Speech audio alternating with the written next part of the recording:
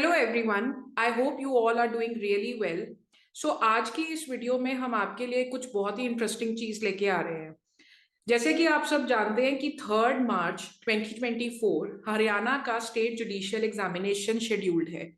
And ये अब एक स्टेट एग्जामिनेशन है जो आप जानते हैं कि हरियाणा पब्लिक सर्विस कमीशन की तरफ से निकाला जाता है। And I am pretty sure कि अभी तक आप सबकी तैयारी पूरी हो चुकी होगी एंड सिर्फ रिविजन चल रहा होगा। तो इस वीडियो में हम ये डिस्कस करने के लिए नहीं आए हैं कि आपका एग्जाम का प्रिपरेशन कैसा होना चाहिए या आपको कितने दिनों में, 4 दिनों में, 5 दिनों में अपनी एग्जामिनेशन कंप्लीट कर लेनी चाहिए। रादर आज के इस लेक्चर में हम डिस्कस करने वाले हैं द लास्ट मिनट टिप्स कि आप अपना प्रिलिमिनरी एग्जामिनेशन किस तरीके से वहां पर अपीयर करके आए। अब ज्यादातर टेंडेंसी बच्चों में क्या होती है कि वो इंस्ट्रक्शंस को ठीक से पढ़ना भूल जाते हैं, जिसकी वजह से काफी ज्यादा ब्लंडर कॉज हो सकता है।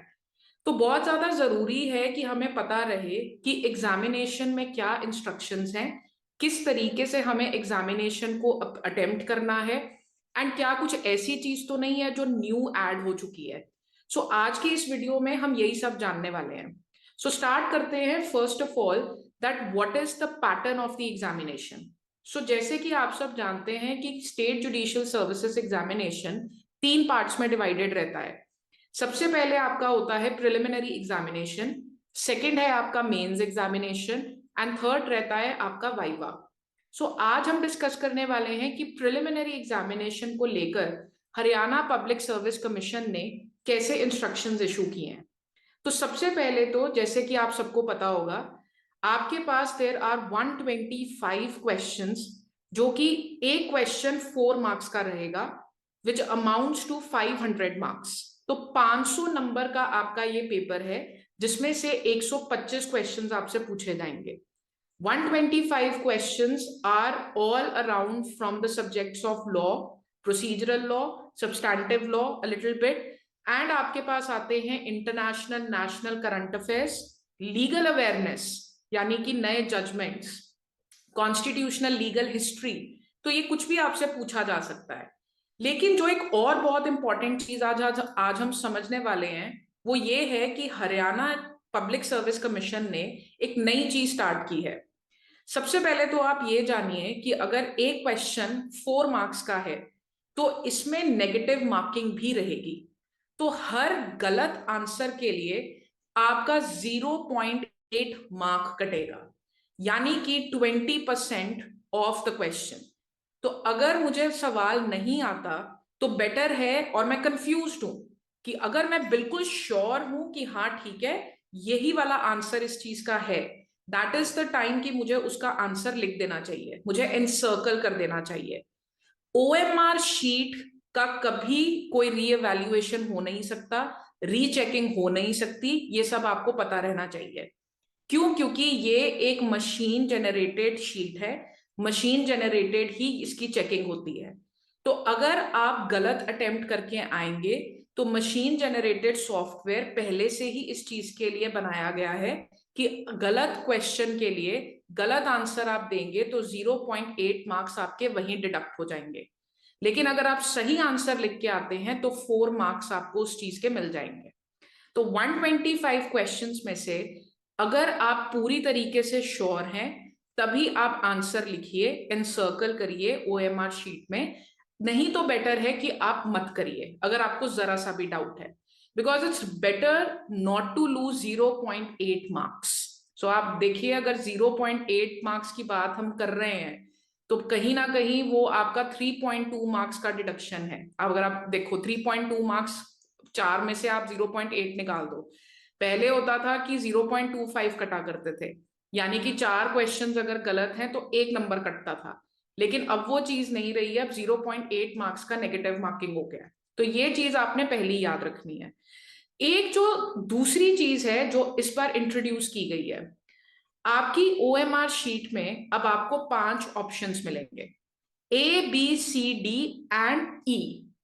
तो ई एक न्यू ऑप्शन आप देखेंगे और इसको ऐड किया गया है। ये कोई ऑप्शन नहीं है, ये कोई आंसर नहीं है। आंसर्स आपके जो प्रोबेबल हैं वो ए बी सी डी में ही है, लेकिन ई में हमने एक नई चीज इंक्लूड की है, दैट इज नॉट अटेम्प्टेड। यानी कि अगर आप किसी भी चीज का जवाब नहीं जानते हैं, किसी भी क्वेश्चन का, आपने मेक श्योर करना है कि आप ई को एनसर्कल करके आए। ऐसा नहीं करना है कि मैं कुछ भी ऑप्शन ना करके आऊं, ऐसा नहीं करना, बिल्कुल नहीं करना, क्योंकि इसका भी बहुत बड़ा रेपरकशन है। अगर आप गलती से भी ई नहीं ऐड करते हैं और ऐसा आप 10 से 13 क्वेश्चन से ज्यादा कर देंगे, 13 क्वेश्चन से ज्यादा आपने ये चीज कर दी, फॉर एग्जाम्पल 125 क्वेश्चन है, 125 में से मुझे 50 क्वेश्चंस बिल्कुल अच्छे से आते हैं, लेकिन 10 क्वेश्चंस, 15 क्वेश्चंस, 20 क्वेश्चंस ऐसे हैं जिसका मुझे आंसर नहीं आता। तो मैंने ये मन में सोचा कि यार नेगेटिव मार्किंग क्या करनी है, उससे तो बेहतर है मैं क्या करूं, छोड़ ही देता हूं।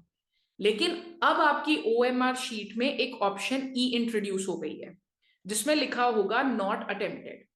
तो आपने इसको नॉट अटेम्प्टेड को एनसर्कल करना है, क्योंकि अगर आप ऐसा नहीं करोगे और ये 13 से ज्यादा क्वेश्चंस हो जाते हैं, यानी कि 10% ऑफ योर 125 क्वेश्चंस, तो आप डिसक्वालीफाई हो जाएंगे।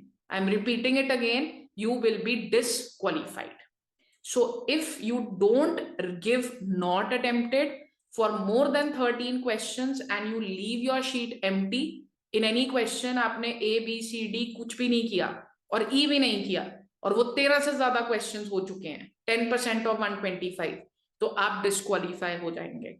तो आपने इस चीज को मेक श्योर करना है कि अगर आप आंसर को लेकर श्योर हैं तो आप ए बी सी डी में से किसी एक को एनसर्कल करके आओ। लेकिन वही मैं आपको समझा रही हूं कि अगर आप आंसर नहीं जानते हो तो नेगेटिव मार्किंग से बेटर है कि आप ई ऑप्शन को एनसर्कल कर दें, क्योंकि ई ऑप्शन में नॉट अटेम्प्टेड मशीन का सॉफ्टवेयर पिक करेगा, तो उससे आप डिस्क्वालीफाई भी नहीं होंगे और आपकी नेगेटिव मार्किंग भी नहीं होगी। बस ये है ना कि जो आंसर सही होंगे उसका आपको 4 नंबर मिल जाएगा। सो प्लीज इस चीज का आपने सबने स्टूडेंट्स ने बहुत ध्यान रखना है, क्योंकि ये देखने में आता है कि एग्जाम की तैयारी तो पूरी होती है, बिल्कुल अच्छे से तैयारी कर रखी है, लेकिन इंस्ट्रक्शंस पढ़ना भूल जाते हैं और वहीं पे सबसे ज्यादा ब्लंडर कॉज होता है। कितने बच्चों जो फर्स्ट टाइम इस जुडिशरी के एग्जाम में बैठने वाले हैं, उनके लिए तो खास करके बहुत जरूरी है ये समझना कि नेगेटिव मार्किंग से कितनी प्रॉब्लम हो सकती है। आप फर्स्ट टाइम अटेम्प्ट कर रहे हैं, आपकी पूरी प्रिपरेशन अच्छे से हो गई है, लेकिन जस्ट बिकॉज आपको नेगेटिव मार्किंग के बारे में नहीं पता था, आप सारे आंसर्स अटेम्प्ट कर आ गए। अब जितने आंसर्स आपके सही हो सकते थे बिकॉज ऑफ नेगेटिव मार्किंग, अब आप क्वालिफाई नहीं कर पाएंगे। सो प्लीज ये चीज को बिल्कुल याद रखना है आप लोगों ने। Two things have to be remembered very nicely. You need to give an answer A, B, C, D only when you are sure that the answer is correct. Number one. Number two, if you do not know the answer of any question, किसी भी question का answer नहीं आता है, तो E option को encircle करिए। बहुत जरूरी है एनसर्कल करना, क्योंकि अगर E ऑप्शन को एनसर्कल नहीं करेंगे आप और वो क्वेश्चंस 13 से ज्यादा हो जाएंगे, तो आप डिस्क्वालीफाई भी हो सकते हो। So kindly make sure that the new option, that is option E, has been marked correctly. So क्योंकि अगर आप E ऑप्शन करके आ जाओगे ना, तो हम ये बोलेंगे कि हाँ चल यार ठीक है, अच्छा है कि चल आता नहीं था बट मशीन ने पिक कर लिया। एंड अब लास्ट इंपॉर्टेंट चीज, सिर्फ 13 क्वेश्चन की बात नहीं है, हर क्वेश्चन का ऑप्शन फिल करना ही है। Now please let me share with you an OMR sheet जिससे आपको थोड़ी सी क्लैरिटी मिलेगी। आप देख सकते हैं स्क्रीन पे। तो स्क्रीन पे आप देख रहे हैं यहाँ पे कि मेरे पास ये 4 ऑप्शंस हैं। सो आप ध्यान से देखिए, ठीक है। सो आपके पास ये 5 ऑप्शंस दिख रहे हैं, A, B, C, D, E। अगर आपको किसी भी चीज का आंसर सही से आता है तो आप A, B, C, D में से आंसर लिखेंगे, एनसर्कल करेंगे, क्योंकि ये आपके प्रोबेबल आंसर्स हैं। बट अगर आपको किसी भी क्वेश्चन का आंसर नहीं आता, ये मैंडेटरी है कि आप ई ऑप्शन को फिल करेंगे। ये मैंडेटरी इसीलिए है, उसका रीजन सिंपल है कि हम मशीन में ये कह चुके हैं, अगर किसी भी क्वेश्चन में 125 क्वेश्चंस में से किसी भी क्वेश्चन में अगर एक भी सर्कल नहीं हुआ है, एक भी आपने ऑप्शन नहीं भरा है, तो भी आपकी नेगेटिव मार्किंग होगी। सो ये आपके लिए बहुत जरूरी है जानना कि अटेम्प्ट तो हर क्वेश्चन ही करना है, लेकिन जिसका आंसर नहीं आता होगा उसको नॉट अटेम्प्टेड करके आना है।